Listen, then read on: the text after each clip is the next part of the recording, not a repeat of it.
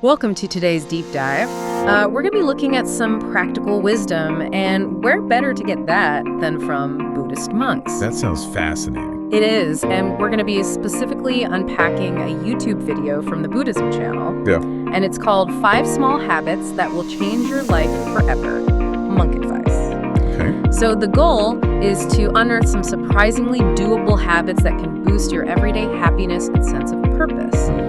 And I think what's interesting is these aren't, like far out rituals. Right. These are grounded practices that anyone can adapt to their own life. Yeah, I think that's what's so captivating about this video is that it kind of debunks the myth that achieving a fulfilling life requires, some complete overhaul or radical transformation. These habits are all about small, consistent actions and building blocks that lead to, meaningful change over time. Yeah, and one of the first habits that really piqued my interest was the monks' emphasis on a morning gratitude practice.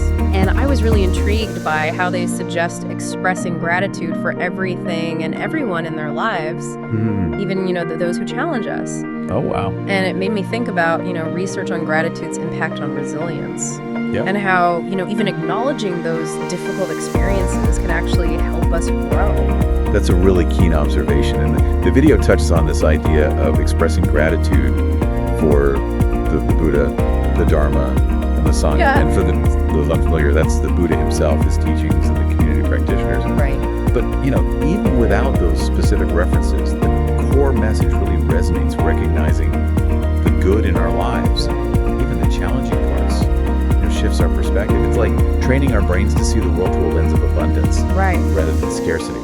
Yeah, that idea of training our brains is really fascinating to me. And it ties into the next habit that the video explores, which is morning meditation. Mm-hmm. And the video mentions monks prioritizing meditation when their minds are calmest and the environment is most peaceful. Mm-hmm. And, I've read about how even a few minutes of meditation can actually induce neurological changes. Wow. Reducing stress and enhancing focus. Mm-hmm. It's like a mental reset button for the day. Precisely. Yeah, it sets a clear intention for the day instead of just getting swept up in the daily whirlwind. Yeah. And while monks practice various forms of meditation, from loving kindness to mindfulness, the essence is about cultivating a new relationship with our thoughts and emotions. Yeah.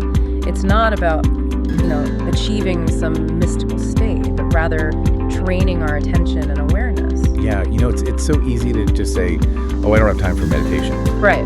But I've started thinking of it as an investment. Oh, okay. Like charging your phone for the day. I love that analogy. Yeah. It really highlights how, even a small amount of time dedicated to meditation can profoundly impact our well-being. Yeah. And speaking of, intentionally using time, the video's third habit, journaling, really caught my eye. Mm-hmm. Monks use it for reflection, noting good deeds and cultivating self-awareness. Yeah. It makes me wonder if the act of writing itself, beyond just the content, enhances that self-reflection process. It's like externalizing our inner dialogue, which can reveal patterns and insights that we might miss otherwise. Yeah. And it makes me think about the broader context of journaling throughout history.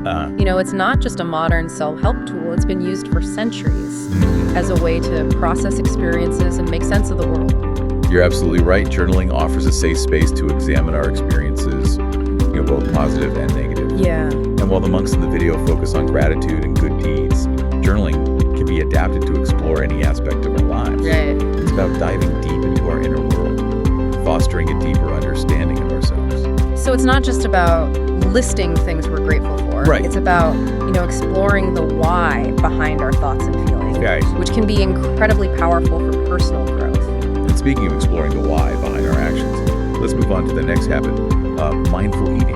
Okay. The video highlights how monks often eat just 1 or 2 meals a day. Wow. And turning each meal into an exercise in mindfulness. Mm-hmm. It's not about deprivation, but rather transforming a mundane activity into a mindful experience. Yeah, I find that so fascinating because it challenges our modern day habit of rushing through meals, barely tasting our food. Exactly. And what struck me was the intentionality behind the monks' approach to eating. Yeah. They reflect on the purpose of eating, they engage their senses, they savor each bite, and it made me wonder if there's a connection between this practice and the Buddhist principle of non-attachment. You know, like letting go of clinging to the pleasure of food. That's a really insightful connection. Yeah. Mindful eating isn't about denying ourselves pleasure.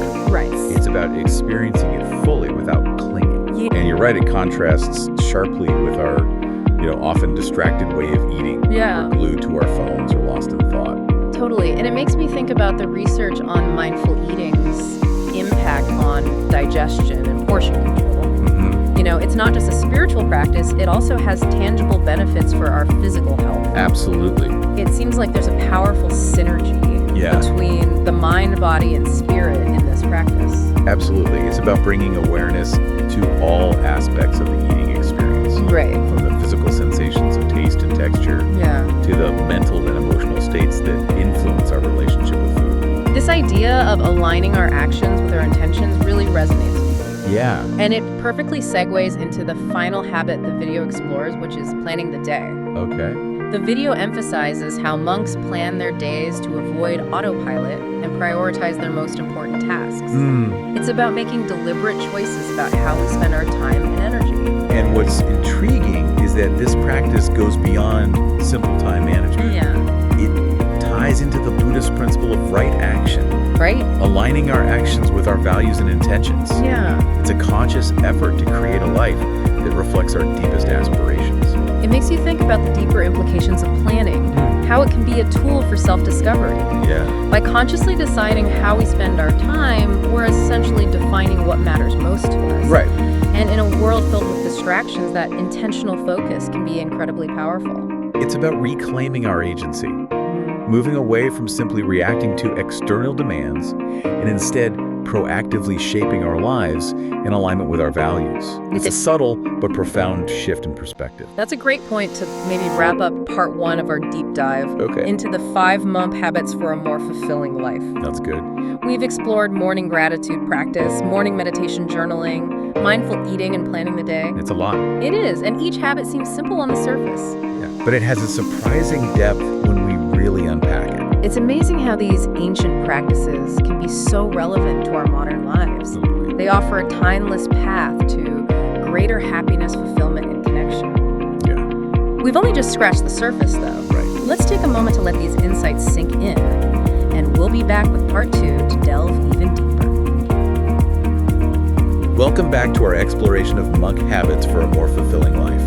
And as we delve deeper, I'm struck by how each habit, while seemingly focused on personal well-being, also ripples outwards to create a greater sense of connection with the world around us. I see that too. It's like a thread of interconnectedness, woven through all these practices. Like gratitude helps us appreciate the web of relationships in our lives. While meditation, especially loving kindness meditation, expands our capacity for compassion and understanding. Even journaling, a seemingly solitary practice, can foster connection by helping us reflect on our interactions and their impact on others.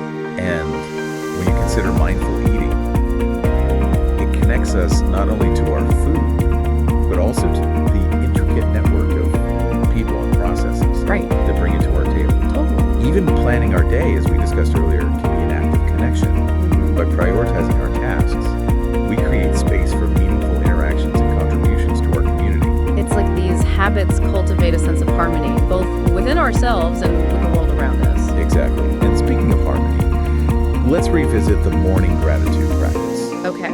We touched on the monks expressing gratitude for the Buddha, the Dharma, and the Sangha. I'd love to unpack those terms for our listeners who may not be familiar with Buddhist teachings. Yes, that would be helpful. I think understanding those concepts can deepen our appreciation for the practice, even if we don't identify as Buddhists. Absolutely. So the Buddha refers to Siddhartha Gautama, the historical figure who attained enlightenment and founded Buddhism. The Dharma represents the teachings of the Buddha, the path to liberation from suffering. And the Sangha is the community of Buddhist practitioners, both monks and lay people. So when monks express gratitude for these 3 jewels, they're essentially acknowledging the foundation of their spiritual practice. It's like expressing gratitude for the roots that nourish their journey. Precisely. But as you pointed out, even without those specific Buddhist references, anyone can adapt this practice. Instead of the Buddha, think about mentors who inspire you. Instead of the Dharma, perhaps it's books or philosophies that have shaped your worldview. And instead of the Sangha, consider the friends, families, or communities that support you. That's a beautiful way to frame it. Yeah. It's about recognizing the sources of wisdom, guidance, and connection in our own lives, whatever form they may take. Shifting gears to morning meditation, I'm curious to delve into the mechanics of how these practices work. Yeah. We touched on different types of meditation, but I think it's worth exploring how they actually train our minds and emotions. I agree, meditation seems to be gaining popularity, but I'm not sure everyone understands what it truly entails. Right. I know I've struggled with the misconception that it's about emptying the mind completely. That's a common misconception. Yeah. It's not about achieving a blank slate mentally. Right. Instead, meditation is about cultivating a different relationship with our thoughts and emotions. Yeah.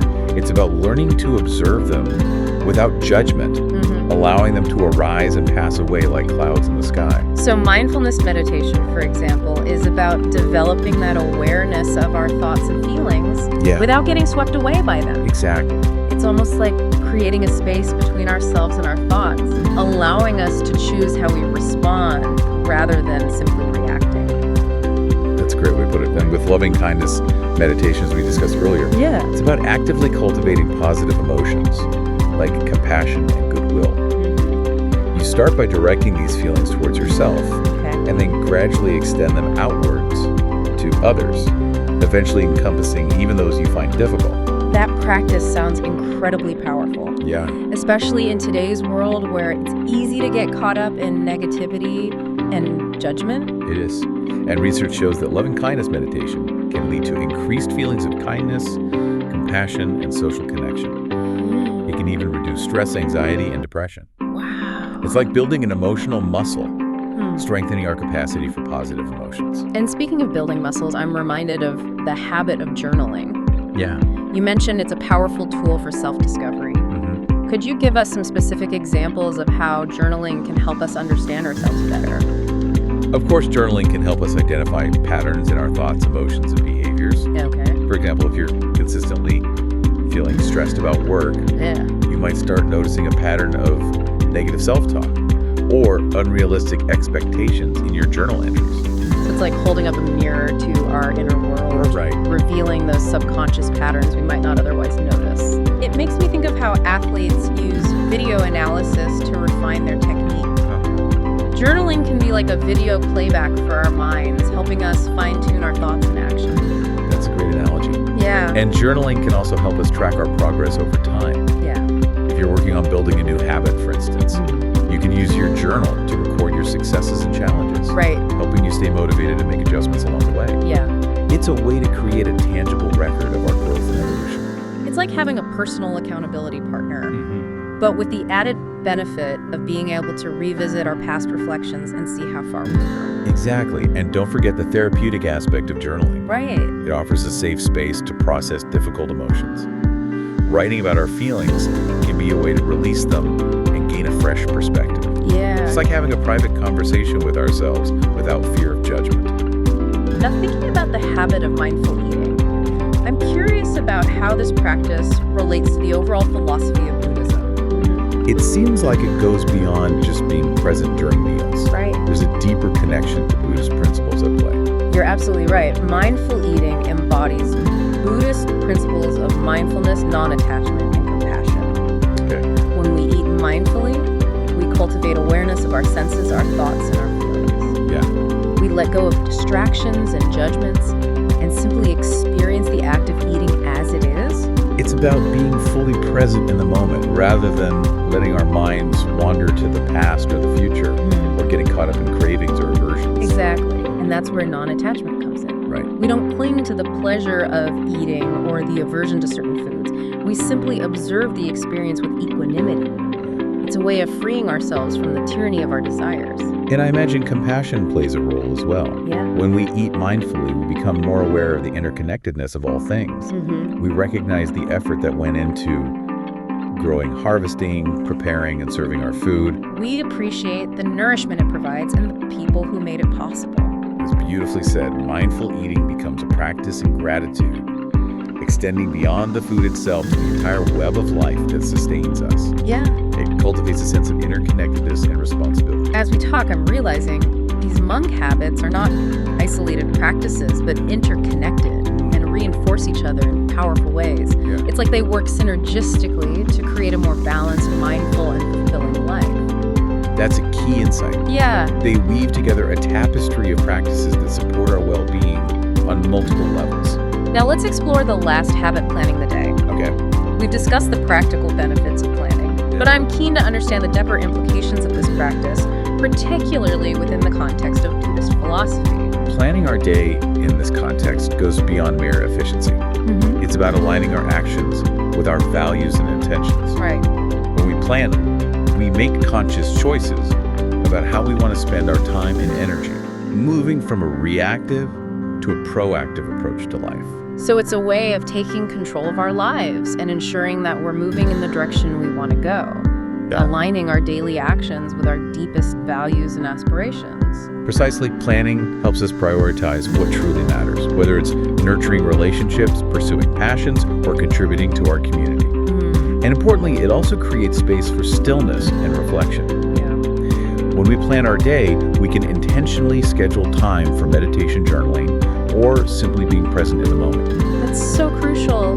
In our busy world, it's easy to get caught up in the whirlwind of activity and lose sight of what truly nourishes our souls. Planning, in a way, becomes a spiritual practice in itself.